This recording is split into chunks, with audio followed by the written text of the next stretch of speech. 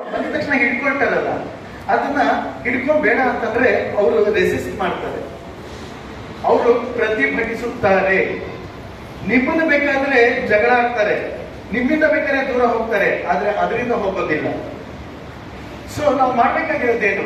V have to make ourselves attractive to them. ನಾವು ಜೋರ್ ಮಾಡೋದನ್ನ, ಬೋಧನೆ ಮಾಡೋದನ್ನ ಇದನ್ನ ನಿಲ್ಲಿಸಿ ನಾವು ಅವರ ಜೊತೆಗೆ ಕೂತು ಮಾತಾಡುವುದನ್ನ, ಅದಕ್ಕಿಂತ ಇಂಟ್ರೆಸ್ಟಿಂಗ್ ಆಗಿರೋ ವಿಷಯ ಇದೆ, ಅದಕ್ಕಿಂತ ಇಂಟ್ರೆಸ್ಟಿಂಗ್ ಆಗಿರೋದು ನಾವು ಮಾತಾಡೋದಿದೆ. ಹೀಗೆ ನಾವು ಪ್ರಾರಂಭದಲ್ಲಿ ಕಷ್ಟ ಆಗತ್ತೆ, ಆದ್ರೆ ಅದನ್ನ ಮಾಡ್ಲೇಬೇಕು. ಇಲ್ಲ ಅಂತಂದ್ರೆ ನಾವು ನಮ್ಮ ಮಕ್ಕಳ ಸಂಬಂಧಗಳನ್ನ ಮುಂದಿನ ದಿನಗಳಲ್ಲಿ ಖಂಡಿತವಾಗಿಯೂ ಕಳ್ಕೊಳ್ತೀವಿ. ಸುಮ್ಮನೆ ಯಾಂತ್ರಿಕವಾಗಿರ್ತಾರೆ, ಯಾಕಂದ್ರೆ ಇಟ್ ಇಸ್ ಎ ನಾಮ್ ಸೊಸೈಟಿ. ಕಾಲಮಲ್ಲಿ ಇದೆ, ಅಪ್ಪ ಬೇಕು, ಅಮ್ಮ ಬೇಕು, ಅಪ್ಪಂದು ದುಡ್ಡು ಬೇಕು, ಅಮ್ಮಂದು ಆರೈಕೆ ಬೇಕು, ಎಲ್ಲನೂ ಬೇಕು.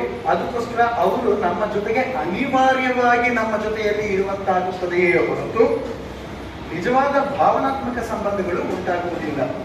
ಆದ್ರಿಂದ ನಾವೀಗ ಎಚ್ಚೆತ್ತುಕೊಳ್ಬೇಕಾಗಿರೋ ವಿಷಯ ಏನು ಅಂತಂದ್ರೆ, ಖಂಡಿಸೋದಲ್ಲ, ದಂಡಿಸೋದಲ್ಲ, ಜಗಳಾಡೋದಲ್ಲ, ಬಡಿಯೋದಲ್ಲ. Emotionally we have to get connected. ಭಾವನಾತ್ಮಕವಾಗಿ ಅವರ ಜೊತೆಗೆ ಸಂಪರ್ಕಗಳನ್ನು ಹೊಂದುವುದು, ಸಂವಾದಗಳನ್ನು ಮಾಡುವುದು. ನಾನು ನಿಮಗೆ ಆ ತರದ ತೀರ ಅಡಿಕ್ಷನ್ ಅಂತ ಹೋಗಿದ್ರೆ ನಾನೊಬ್ಬ ಆಪ್ತ ಸಮಾಲೋಚಕ, ಐ ಆಮ್ ಎ ಕೌನ್ಸಿಲರ್. ನಾನು ನಿಮಗೆ ಬೇರೆ ರೀತಿಯಲ್ಲಿ ನಾನು ಹೆಲ್ಪ್ ಮಾಡಬಲ್ಲೆ if it is severe case. ಯಾಕೆ ಅಂತಂದ್ರೆ a child one who is addicted to the mobile or TV or video game, he will become passive onlooker. ಏನದು ಪ್ಯಾಸಿವ್ ಆನ್ಲುಕರ್ ಅಂತಂದ್ರೆ, ನೀವು ಎದುರುಗಡೆ ಇರ್ತೀರಾ, ನೀವು ಬಿದ್ರೆ ನಾನು ಪ್ಯಾಸಿವ್ ಆನ್ಲುಕರ್ ಆಗೋಗ್ಬೇಕಿರ್ತೀನಿ, ವಿಡಿಯೋ ನೋಡ್ಕೊಂಡು, ಟಿವಿ ನೋಡ್ಕೊಂಡು, ಅಥವಾ ನೀವು ಬಿದ್ರೆ ನನಗೆ ಎದ್ದು ಹೋಗಬೇಕು ಅನ್ನೋದು ಗೊತ್ತಾಗೋದಿಲ್ಲ ರೀ. ನಿಮಗೆ ನೀರು ಕೊಡಬೇಕು ಅಂತ ಗೊತ್ತಾಗೋದಿಲ್ಲ, ನಿಮ್ಮನ್ನ ಹೆಂಗೋ ಸೇವ್ ಮಾಡಬೇಕು ಅಂತ ಗೊತ್ತಾಗೋದಿಲ್ಲ. ಯಾಕೆ ಅಂತಂದ್ರೆ there are different parts of a brain cells, it is to be activated always. ಕುದುರೆ ನಾಳೆ ಬೆಳಿಗ್ಗೆ ರೇಸ್ ಹೋಗುತ್ತೆ ಅಂತಂದ್ರೆ ಇವಾಗ ಬೆಳಿಗ್ಗೆ ಎಬ್ಬರಿಸ್ಬಿಟ್ಟು ಓಡಿಸಿದ್ರೆ ಆಗೋಲ್ಲ. It is to be kept on working. ಮುಂಚಿನಿಂದಲೂ ಕೆಲಸ ಮಾಡಿಸ್ತಾ ಇರಬೇಕು, ಅಭ್ಯಾಸ ಆಗ್ತಾ ಇರಬೇಕು. ಓಡಿ ರೂಢಿ ಆಗಿದ್ರೆ ಮಾತ್ರ ಅದು ಕೆಲಸ ಮಾಡೋದು, ಅದು ರೇಸ್ ನಲ್ಲಿ ಓಡೋದು. ಅದೇ ರೀತಿಯಲ್ಲಿ ನಮ್ಮ ಮೆದುಳಿನ ಎಷ್ಟೊಂದು ಕೇಂದ್ರಗಳು, centres of different centres of our brain, when it is not being used, ಅದು ಕೆಲಸ ಮಾಡಲಿಲ್ಲ ಅಂತಂದ್ರೆ ಏನಾಗುತ್ತೆ ಅಂದ್ರೆ ಅದು ಕೆಲಸ ಮಾಡೋದನ್ನ ನಿಲ್ಲಿಸುತ್ತೆ. ಈಗ ನಮ್ಮ ಮಕ್ಕಳು ಸುಳ್ಳು ಹೇಳ್ಬಿಟ್ಟು ಕ್ಲಾಸ್ನಲ್ಲಿ ಏನೋ ಕಳ್ಸವ್ರೆ, ಏನೋ ಒಂದು ನಾನು ನೋಡ್ಕೊಬೇಕು, ಹಾಗೆ ಹೀಗೆ ಅಂತ ಸುಳ್ಳು ಹೇಳ್ಬಿಟ್ಟು ನೋಡ್ತಾರೆ ಅಂತ ಅಂದ್ಬಿಟ್ಟು ನಿಮಗೆ ಗೊತ್ತಾಗ್ತಾ ಇದೆ ನನಗೆ ಅದನ್ನ. ಆದ್ರೆ ಅದು ಏನ್ ಆಗತ್ತೆ ಇಲ್ಲಿ ಅಂತಂದ್ರೆ, ಅವರು ನಮ್ಮ ಜೊತೆಗೆ ತೆರೆದುಕೊಳ್ಳದೆ ಇರೋ ಕಾರಣಕ್ಕೆ ನಾವು ಎಲ್ಲಿ ಏನ್ ಮಾಡಿದಾರೆ ತೋರಿಸು, ಇಲ್ಲಿ ಇದರಿಂದ ಆಗೋದಿಲ್ಲ. ನಾವು ಅವ್ರನ್ನ ಅಬ್ಸರ್ವ್ ಮಾಡದೇ ಇರಲಿ. ಅವರು ಒಬ್ಬರೇ ಇದ್ದಾಗಲೂ ನೈತಿಕವಾಗಿ ಇರಬೇಕು. ನಮ್ಮ ಕಣ್ಣೆದುರುಗಡೆ ಮಾತ್ರ ಒಳ್ಳೆಯವರಾಗಿರೋದಲ್ಲ ಅಲ್ವಾ, ನಮ್ಮ ಕಣ್ಣೆದುರುಗಡೆ ಮಾತ್ರ ಅವರು ಒಳ್ಳೆಯವರಾಗಿರೋಂಗೆ ಇಟ್ಟುಕೊಂಡು ಅಂತಂದ್ರೆ ದಟ್ ಈಸ್ ಎಕ್ಸ್ಟರ್ನಲ್ ಡಿಸಿಪ್ಲಿನ್, ಅದು ಹೊರಗಿನ ಶಿಸ್ತು. ಆಂತರಿಕ ಶಿಸ್ತು ದಟ್ ಈಸ್ ಇಂಟರ್ನಲ್ ಡಿಸಿಪ್ಲಿನ್ ನಾವು ಕಲ್ಟಿವೇಟ್ ಮಾಡಬೇಕು.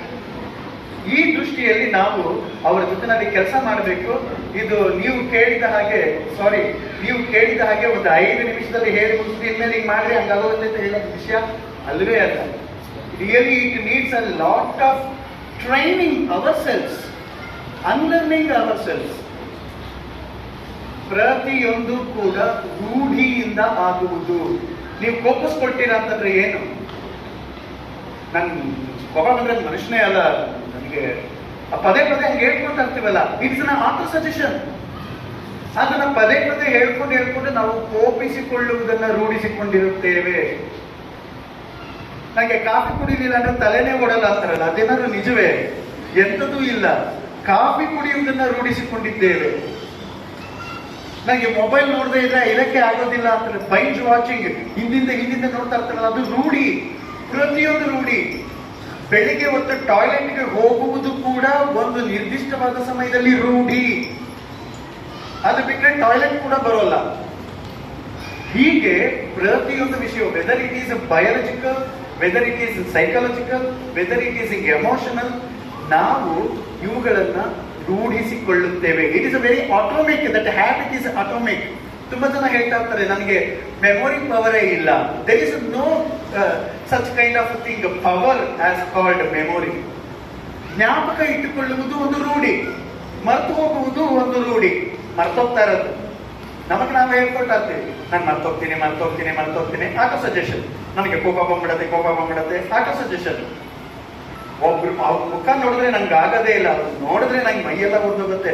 ಅವತ್ತು ಜಗಳ ಆಗಿದ್ದು 10 ವರ್ಷ ಆಯ್ತು, ಇನ್ನೂ ಕೂಡ ಮಾತಾಡಿಲ್ಲ ಗೊತ್ತಾ ಅಂತಂದ್ರೆ ಏನದು?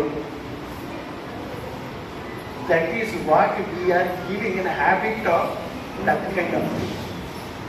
ರೂಢಿಯನ್ನು ಬದಲಿಸಬೇಕು. ನಾವು, I tell you really to be frank with you, ನಮ್ಮ ಅಪ್ರೋಚ್ನ, ಮಕ್ಕಳ ಕಡೆಗೆ ನಮ್ಮ ಅಪ್ರೋಚ್ನ ಬದಲಾಯಿಸಬೇಕು. ನಾವು ಬದಲಾಗದೆ ಹೋದ ಪಕ್ಷದಲ್ಲಿ ನಮ್ಮ ಮಕ್ಕಳು ಬದಲಾಗಲಿಕ್ಕೆ ಸಾಧ್ಯವೇ ಇಲ್ಲ.